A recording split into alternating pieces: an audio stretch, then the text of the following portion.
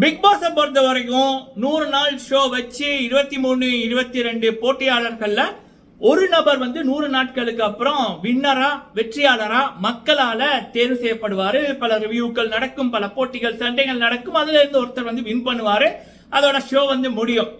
ஆனா இந்த big pass 8 பொறுத்த வரைக்கும், சீசன் 8 பொறுத்த வரைக்கும் ஒரு போட்டி ஒன்று நடந்துதான் வந்து ஷோவே வந்து ஆரம்பிக்க போகுது. ஸோ அது என்ன அப்படின்றத பார்க்கலாம்.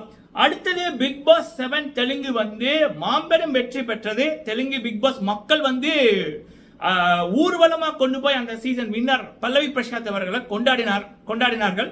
அந்த சீசன் அப்படி வெற்றி பெற காரணம் நம்ம நாகார்ஜுனா, கிங் நாகார்ஜுனா அவர்களுடைய நேர்மையான கோஸ்டிங்கு. அதே நேரத்தில் அங்க கிரியேட்டிவிட்டி டீம் வந்து எல்லாத்தையும் தலகிலா மாத்திருந்தாங்க. ஸோ அதே மாதிரியான விடயம் இந்த வாட்டி பிக் பாஸ் 8 தமிழ்ல புதுமைகள் நடத்த உள்ளார்கள் அப்படி என்பதுதான் இன்னொரு தகவல், அதுவும் போட்டியாளர்கள் விடயத்துல. ஸோ அது என்ன அப்படின்றதையும் பார்க்கலாம். ஸோ ஃபர்ஸ்ட் டைம் வந்திருக்கீங்க அப்படின்னா மறக்காம சப்ஸ்கிரைப் பண்ணுங்க, உங்களுடைய கருத்துக்களை தவறாம சொல்லுங்க, வீடியோ பிடிச்சிருந்தா லைக் பண்ணுங்க, முடிஞ்ச நண்பர்களோட ஷேர் பண்ணுங்க. ஓகே, ஃபர்ஸ்ட் வந்து பிக் பாஸ் 8 தமிழோட அந்த முதல் நடந்த போட்டி சூர்யா அவர்களா, பார்த்திபன் அவர்களா, நயன்தாரா அவர்களா, அரவிந்தசாமி அவர்களா, பிரகாஷ்ராஜ் அவர்களா, அர்ஜுன் அவர்களா, மாதவன் அவர்களா, அப்புறம் சரத்குமார் அவர்களா, சிம்பு அவர்களா, சிவகார்த்தியன் அவர்களா, விஜய் சேதுபதி அவர்களா, இப்படின்னு ஒரு லிஸ்ட் அந்த ஷோவை கோஸ்ட் பண்ண யாரு அப்படின்னு பார்த்தா இப்போ ஒரு தகவல் ஒன்று எனக்கு மட்டுமில்ல பல பேருக்கும் வந்து போயிருக்கு. பெரியவங்க எல்லாம் போய் சொல்லுவாங்க, பட் சில நம்ப தகுந்த வட்டாரங்கள் நமக்கும் ஒரு அப்டேட் வந்திருக்கு. யார் இந்த பிக் பாஸ் 8 தமிழ கோஸ்ட் பண்ண போறாங்க அப்படின்னா விஜய் சேதுபதி அப்படின்ற மாதிரி ஒரு தகவல் வந்து வந்திருக்கு. உறுதியான ஒரு தகவல் நம்பலாம் அப்படின்ற மாதிரி தான், சரிங்களா? அவரிடம் வந்து பேச்சுவார்த்தை போவைக்குள்ள 2 பேருக்கும் ஓகே அப்படின்ற மாதிரியும், விஜய் சேதுபதி அவர்களோட ப்ரோமோ ஷூட் வந்து நான் ஆரம்பத்திலே சொன்னது போல இந்த 15, 16, 17, 18 இந்த தினங்கள்ல ஒரு டேட்ல EVP பிலிம் சிட்டில எடுக்க இருக்காங்க அப்படின்றதான் தகவல், சரிங்களா? அதே நேரத்தில் வந்து பாத்தீங்கன்னா இந்த மாத இறுதியில 28, 29, 30, 31 அந்த டேட்ல வந்து பிக் பாஸ் 8 தமிழோட முதலாவது அப்டேட். சில வேளைகள் அதற்கு முதல் அந்த ஐ லோகோவோ இல்ல ஐ லோகோவோட சேர்த்து விஜய் சேதுபதி எல்லாம் மேபி மாறாது, அந்த கோஸ்டோட ஒரு என்ட்ரி, சரிங்களா? அதை வந்து ஒரு ஃபர்ஸ்ட் அப்டேட்டா டீசரா வெளியிட வந்து காத்திருக்கார்கள்.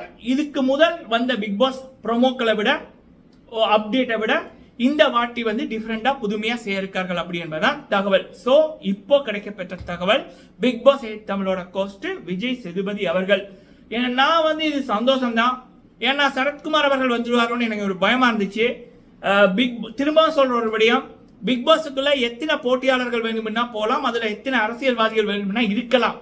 23 பேர்ல 2-3 அரசியல்வாதி கூட இருக்கலாம், பிரச்சனை இல்லை. அது மக்கள் தான் ஓட் போட்டு வின்னரை தீர்மானிக்கிறது. ஆனா அந்த ஷோவை நடத்துற வரை ஒரு அரசியல்வாதியா இருக்கக்கூடாது அப்படி என்பது சீசன் 7க்கு அப்புறம் நான் வந்து முடிவு பண்ணது, மக்கள் முடிவு பண்ணது. கமல்ஹாசன் அவர்களுடைய அந்த ஒரு கர்வம், அந்த ஒரு ஈகோ, பிரதீப்புக்கு அவர் பண்ண அநியாயம், அதுக்கு காரணமும் அந்த ஒரு இதுதான், சரிங்களா? ஸோ அதனாலேயே இந்த மக்களோட ஷோ, மக்கள் பார்க்குற ஷோல இந்த அரசியல் நடத்துறவங்க வந்து அரசியல் பேக்ரவுண்ட் இல்லாமல் இருக்கணும் என்றது என்னுடைய மாபெரும் விருப்பமா இருந்துச்சு. அது கேட்டது போல அந்த கோஸ்ட் இப்போ வந்த தகவல்களின் படி விஜய் சேதுபதி அவர்கள் அப்படி என்னைக்குள்ள ஹாப்பி தான்.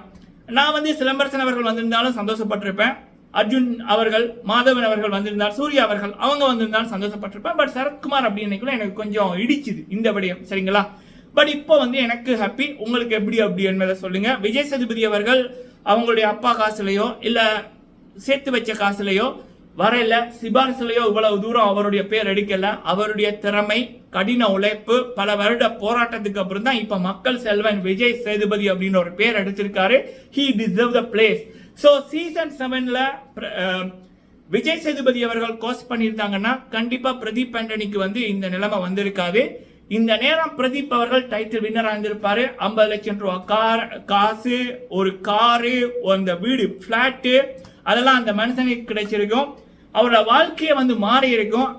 அநியாயமா ஒரு துரோகம், மாபெரும் துரோகம் கமல்ஹாசன் அவர்கள் சீசன் 7ல பண்ணாரு. அது பல தடவை நான் அதை பேசக்கூடாதுன்னு நினைப்பேன், பட் முடியல, சரிங்களா? என்னோட இதுதான், நான் ஸ்ட்ரைட் ஃபார்வர்ட். சரி, ஸோ விஜய் சேதுபதி அவர்கள் மட்டும் அந்த சீசன் 7 நடத்தியிருந்தாருன்னா பிரதீப் ஆண்டனி அவர்களுக்கு அந்த ஒரு இது நடந்திருக்காது, மனசாட்சியை விட்டுருக்காது அப்படி பண்ண. சரிங்களா? ஓகே, இது வந்து ஒரு அப்டேட். அடுத்த விடயம் வந்து பாத்தீங்க அப்படின்னா போட்டியாளர்கள்ல மாற்றம் என்னன்னா சீசன் 7 தெலுங்கு பார்த்தவர்களுக்கு தெரிஞ்சிருக்கு, அப்படியே மாத்தி பண்ணிருப்பாங்க. மாத்தி அப்படின்னா இப்ப டே 1ல இருந்து டே 100க்கு தான் போவோம். அதாவது நடக்கிற விடயங்கள் டே 1ல என்ன நடக்கும் நம்ம எல்லாருக்குமே தெரியும், பிக் பாஸ் பாக்குறவங்களுக்கு அப்படிதான் போகும். ஆனா அங்க என்ன நடந்துச்சுன்னா 100ல இருந்து 1க்கு வந்துச்சு. சரிங்களா? நிறைய விடயங்கள் புதுமையா இருந்துச்சு, எதிர்பாராத எதிர்பாருங்கன்றதை அங்க நடத்தினார்கள். அப்ப பாக்குற எல்லாருக்குமே வந்து இது புதுசா இருக்குல்ல, நம்ம பார்க்காத பிக் பாஸ் இல்ல அப்படின்னு அது எங்கேயோ போச்சு அதோட எதிர்பார்ப்பு. அதோட நேர்மையான ஒரு கோஸ்ட் பல்லவி பிரசாத் என்றவர் மக்கள் விரும்பினவர், ஒரு விவசாயியோட மகன் டைட்டில் வின் பண்ணாரு. விவசாயியோட மகன் என்றபடி அவர் ஏழை இல்லை, அவர் பிறக்கைக்குள்ள ஏழை. அதுக்கப்புறம் சோசியல் மீடியா யூடியூப் இன்ஸ்டாகிராமுக்குள்ள போய் வேற லெவல்ல அவருடைய growth பல ஒரு ஒரு ஒரு நல்ல இதுக்கு வந்தார். நம்ம இர்ஃபான் அவர்களை போல நல்ல நிலைக்கு வந்தாரு. பிக் பாஸுக்குள்ள போனாரு, பல சேட்டைகள் பண்ணாரு, ஆனா நேர்மையா இருந்தார். Pradeep he's a gamer, Pradeep Antony is a gamer, அதே போல அங்க ஒரு கேமர். ஆனா அங்க நல்ல கோஸ்ட் நேர்மையான கோஸ்ட் இருந்தபடியா அவர் டைட்டில் வின்னர். இங்க அது இல்லாம போச்சு. சரி, அப்படி இருக்கக்குள்ள இந்த முறை பிக் பாஸ் 8 தமிழ்லையும் வந்து பாத்தீங்கன்னா அப்படியான புதுமைகள் பண்ணணும் அப்படின்றத கிரியேட்டிவிட்டி டீமோட ஐடியா என்றது தகவல். இதற்கு முதல் 7 சீசன்ல போன போட்டியாளர்கள்ல 2-3 பேரை உள்ளுக்குள்ள அனுப்புறதாக ஒரு தகவல். இன்னொரு தகவல் என்ன அப்படின்னா இதற்கு முதல் போனவர்களை திருப்பி அனுப்பலாம் அப்படின்னு. ஆனா சீசன் 7லையும் இதே மாதிரி தான் ஒரு டாக் கொண்டு வந்துச்சு. இப்ப 2 வீடு, அதுல ஒரு வீட்டுல பழைய போட்டியாளர்கள். இது நான் சொல்லல, ஒரு பெரிய மெகசின் இன்டர்நேஷனல் இது நேஷனல் மீடியாவே சொல்லியிருந்தார்கள். ஒரு வீட்டுல புதிய போட்டியாளர்கள், இன்னொரு வீட்டுல பழைய போட்டியாளர்கள், 2 பேருக்கு இடையில ஃபைட். இதுதான் ஷோவோட இதன்னு. சரிங்களா?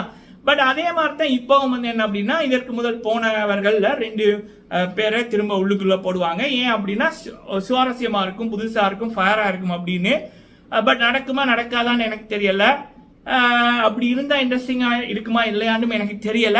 சப்போஸ் இது உண்மையிலேயே அப்படி பழைய போட்டியாளர்கள் 2 பேர் 3 பேர் அனுப்புறீங்கன்னா கண்டிப்பா நீங்க அனுப்ப வேண்டியது பிரதீப் ஆண்டனி. ஏன்னா அவருக்கு நடந்தது மிகப்பெரிய ஒரு அநியாயம். நீங்க பிக் பாஸ் டீம் வந்து அவர்கிட்ட கால் பண்ணியிருந்தாங்க, அந்த தீபாவளி எபிசோடுக்கு நீங்க வாங்க நாங்க பாத்துக்கிறோம் திரும்ப. ஆனா பிரதீப் இஸ் அ ஜென்டில்மேன், சொந்த கால்ல முன்னுக்கு வந்து ஒரு நபர். யாரு சொந்த கால்ல உழைச்சி முன்னுக்கு வராங்களோ அவங்களுக்கு ரோசம் இருக்கும். இன்னொன்னு பிரதீப் இஸ் அ கேமர், அவருக்கு வெளியில வந்தோட ரிசல்ட் வந்துட்டு மக்கள் யார் பக்கம் என்ன, அவர் தான் வின்னர்னு. அப்ப அவர் சொன்னார் என்னன்னா எனக்கு உள்ளுக்குள்ள வர விருப்பம் இல்லை, கேமோட முடிவு தெரிஞ்சுட்டு சுவாரஸ்யம் போயிடும் அப்படின்னு பண்ணிட்டாரு. இன்னொன்னு கமல்ஹாசன் அவர்கள் அந்த பண்ண அநியாயம் யாருக்கு எப்படி அதை மறக்க முடியும்? இந்த ஒரு வருஷமாக போது என்னால கூட அதை மறக்க முடியலன்னு அவருக்கு எப்படி இருந்திருக்கேன். ஸோ இதனால அவர் திரும்ப வந்து போகல. பட் மேபி இப்போ அழைத்து அவர் போவாரான்னு அப்படி எனக்கு தெரியல. பட் பிக் பாஸ் டீமுக்கு இப்படி ஒரு ஐடியா இருந்துச்சு, பழைய போட்டியாளர்கள் 2 பேரை அனுப்புற ஒரு ஐடியா இருந்ததுன்னா ஃபர்ஸ்ட் பிரதீப் கிட்ட பேசுங்க.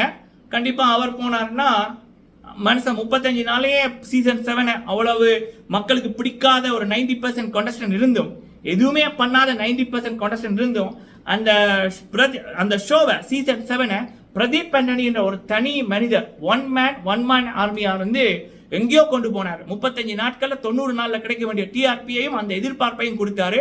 ஸோ உங்களுக்கு ஒரு புதுசா ஒரு டிஆர்பி சீசன் 8லையும் வேணும், அதனால புதுசா ஒரு விடயம் பண்றீங்க, பழைய போட்டியாளர்களை அனுப்புறீங்க அப்படின்னா பிரதீப் கிட்ட பேசுங்க.